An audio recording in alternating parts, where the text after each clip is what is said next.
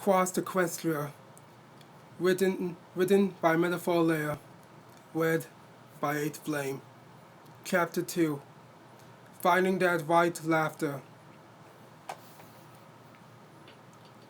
After the outbreak, there was hardly any normal ponies around, but not only that, rumors has it as some of those crazy ponies entered Everfree Forest. They never came back, not like we care, but still. It was frightening to know something in the Everfree Forest is killing ponies. Equestria was nothing but a ball of fire, gore, and torture. No pony never heard any word from the princesses from Canterlot. Every pony thinks that the princesses are safe and defending their home with a shield. They are not making any pony from the outside world to come in or out, which was scary. But if we somehow manage to make it to Canterlot, we'd be able to speak with the princess if they let us in. Forget about the train station that would transfer us to Canterlot easier, but I doubt the station's still there. After a few days of Ponyville went silent.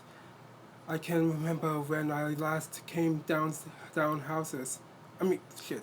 But came back to look at for Twilight. She wasn't there. Everything was bloody and broken down houses. Bodies were hanging or being decapitated by those crazy ponies. This is the world we live in now. Just a psychopath killing survival life. Me and Skulu sat there in front of the fire camp.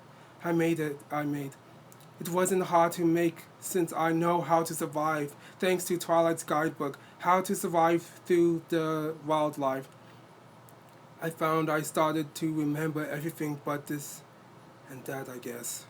Skulu seemed to be spacing out. I'm guessing she's just thinking about her friends and home.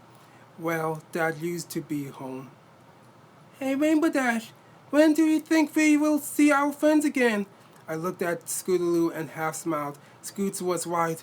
When will we see our friends? If they're alive or not? But I like to think they are alive. Don't worry about it, Scootaloo. I'm sure we will see them. I regret saying that, but I didn't want her to lose hope in seeing our friends again. The wind blew gently against the trees above us, and the sounds of fire crackling softly through the night seemed to calm both of us. I stared, finding myself spaced out. I guess staring into the fire is one mysterious.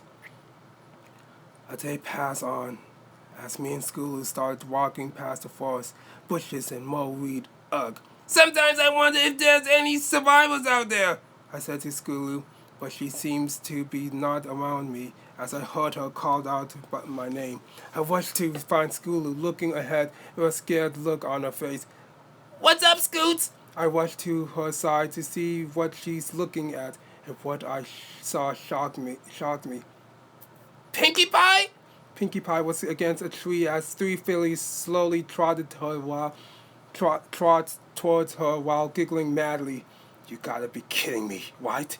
Even fillies could turn into ponies. I mean, crazy ponies. Hey now, guys! Why not? Stop for a moment. I did hope the cupcakes wasn't that bad. Jeez! Pinkie Pie was nervously shaking and twitching a bit before looking back at the half-eaten cupcakes she gave the fillies. Skillu, stay close by! I'm gonna say Pinkie! Scoot started rushing by my side as I bucked one and Scoots bucked the other of the cross fillies that was closing in at Pinkie. I turned to the cute pink pony and smiled as she looked up with me with light brightening her day. Rainbow Dash! Rainbow Dash! Can't do it. Rainbow Dash! Scoots fell back as I turned to see one of those cross fillies were about to jump onto her, aiming to rip her throat. Skulu, no! Everything went slow motion. The infected filly jumping onto her stomach and leaning for her neck. I couldn't let Skulu die. No! I couldn't live with that. A loud fire was heard as I covered my ears by the ringing sound. Opening my eyes, I saw the filly splattered against the tree. Skulu panting fast, with widened eyes as she slowly got up. I wrapped my hooves around the orange chicken and felt tears run down my cheeks. Damn it, Skulu! I told you to stay close to me! Skulu said nothing, but let me hug her till my nerves were working again. Pete! Pete! God damn it, I don't know who this is. Pinky! Thanks to Celestia, you're alive. I was worried sick. I mean, as a friend, I was worried. Pinky giggled and then frowned. Her potty cannon was the source of the bang. She explained the potty cannon was stuffed with highly deadly stuff inside. I never understood what though, but she's Pinky after all.